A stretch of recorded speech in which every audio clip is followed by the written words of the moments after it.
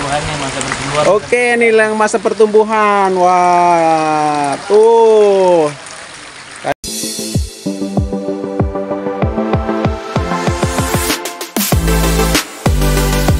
Teman-teman, di video kali ini saya akan mewawancarai penggiat maggot ya, nih.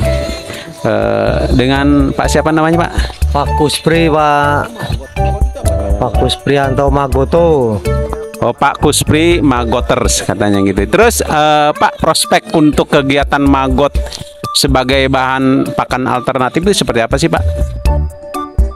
Maggot sebagai pakan alternatif di ternak itu sangat efektif sekali ya, karena selain mengandung protein yang tinggi ya kan, maggot itu mengandung asam amino laktat.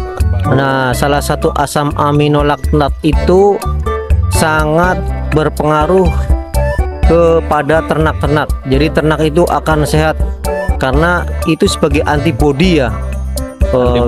Antibodi di peternakan. Antibodi artinya semacam kayak vaksinnya gitu loh.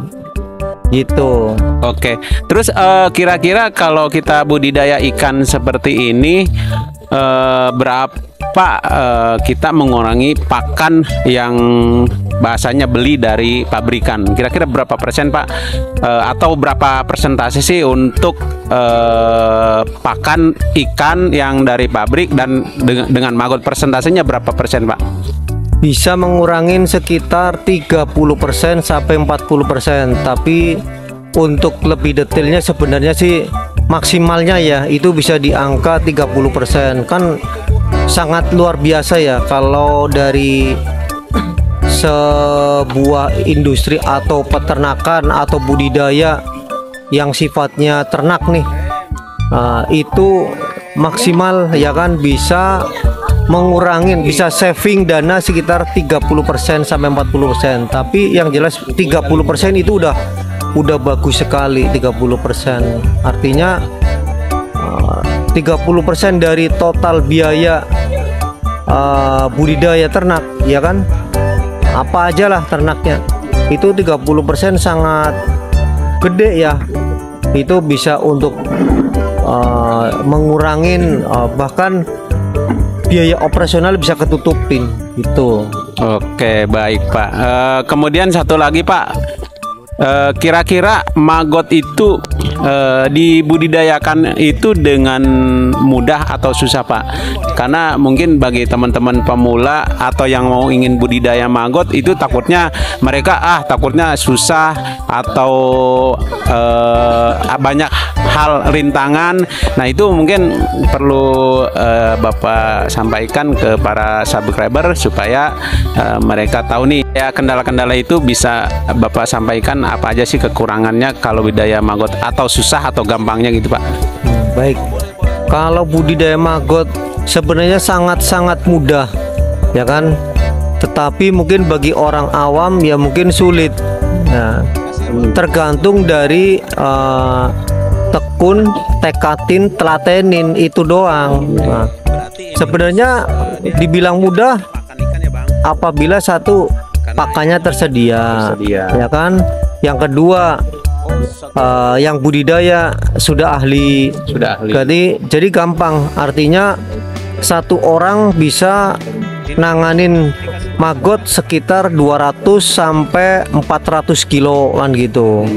Nah, terus ya kembali kontrolnya aja. Kalau kontrol dari maggotnya seorang budidaya itu bisa rutin ya kan, saat kebutuhan pakan si maggot itu ya kan tersedia ya, ataupun gak tersedia kan berarti harus bisa nabung pakannya nih, artinya harus punya stok pakan. Stok pakan kan berarti hubungannya dengan ember-embernya atau drum ya kan, gitu aja sih. Terus cara pakannya harus terjadwal kan gitu. Itu paling mudah sebenarnya ya kan. Lebih mudah lagi apabila si pakan sudah berbentuk bubur. Nah, kalau berbentuk bubur udah paling jos deh. Artinya paling jos, pasti maggot bisa gemo-gemo ya kan, demplon, semok kan gitu. Kalau pakannya masih kasar, tentunya satu maintain perawatannya. Jadi saat kita udah mulai usia maggot ini berapa hari nih, setelah dikasih pakan kan berarti harus kita pilah, kita ayak. Nah kalau dengan cara pembuburan ya kan, makan pakannya dijadiin bubur, nggak udah gampang ya. Saat pakan kering udah tinggal di dipilah, tarik dari atas ya kan, sisa pakan yang udah remah nih udah timbal diangkatin, jadiin kasgot ya kan. Nah tinggal tambahin pakan lagi, selesai gitu.